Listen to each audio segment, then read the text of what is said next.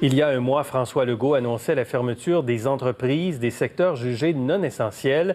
Aujourd'hui, des détaillants dénoncent une concurrence déloyale de la part des grandes surfaces qui sont toujours ouvertes. Normand Descaries est PDG des enseignes Cell et Sportium. Monsieur Descaries, bonsoir. Bonsoir. Vos magasins sont fermés depuis quand? Depuis le jour où on a annoncé la fermeture des magasins jugés non essentiels? Oui, c'est exactement ça. Combien de magasins? Combien d'employés? Tout près de 1800 employés et 19 sites différents. Et comment vous vous en sortez dans les circonstances? Ben, écoutez, c'est une triste situation. On peut résumer ça en disant que nos ventes en ligne se sont améliorées. On peut dire qu'elles ont à peu près doublé.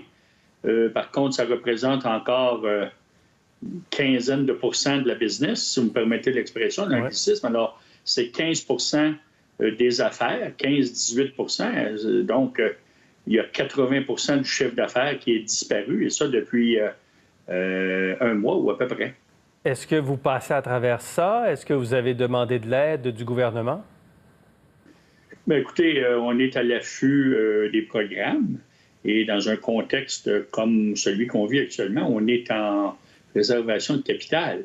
Inutile de vous dire que c'est excessivement difficile de gérer avec un chiffre d'affaires qui a été réduit de 80 nonobstant toutes les mises à pied et tous les obstacles que ça cause avec les fournisseurs, avec nos bailleurs et tout ça.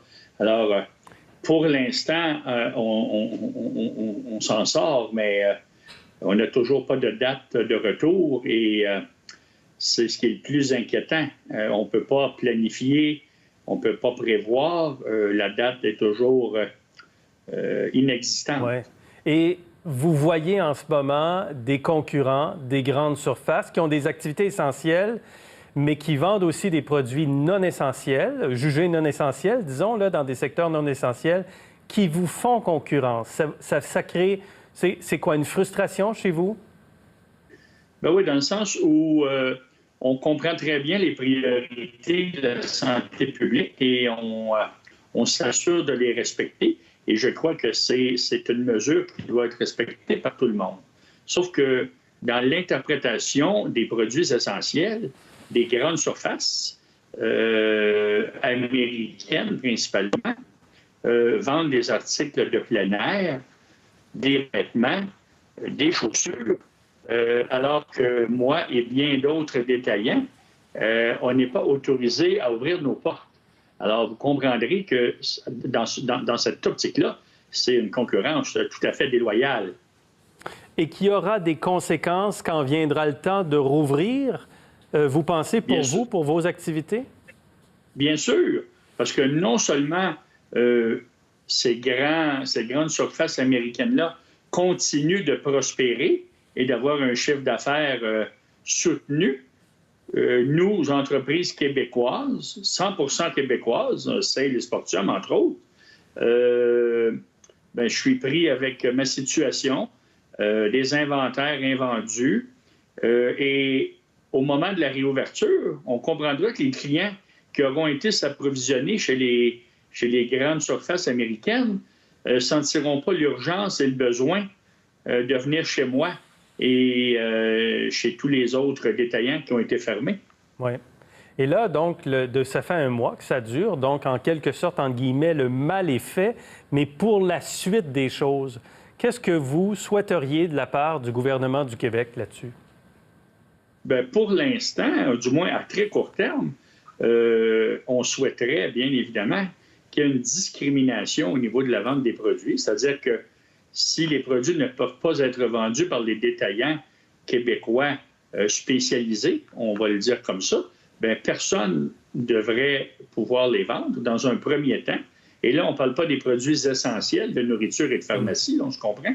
Et dans une optique de réouverture progressive, je pense que pour respecter les règles de distanciation, les grandes surfaces seront tout à fait adaptées à recevoir des clients tout en respectant les règles de santé publique édictées par le gouvernement.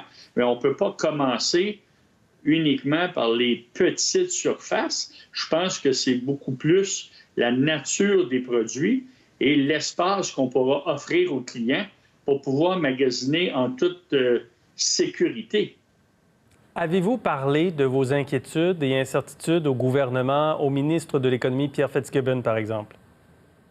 On a envoyé des missives écrites à son cabinet, oui, et on s'est servi des gens qui nous entourent, là, des groupes comme le Conseil québécois du commerce de détail, qui nous représentent très bien et qui ont des entrées au cabinet du ministre et au cabinet du premier ministre.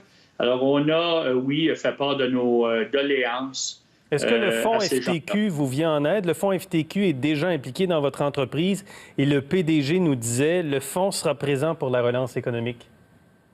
Oui, mais il ne faut pas confondre un environnement financier ou de l'aide ou de l'encadrement financier ou des allègements financiers avec une perte de vente et un exode des clients, vous comprenez?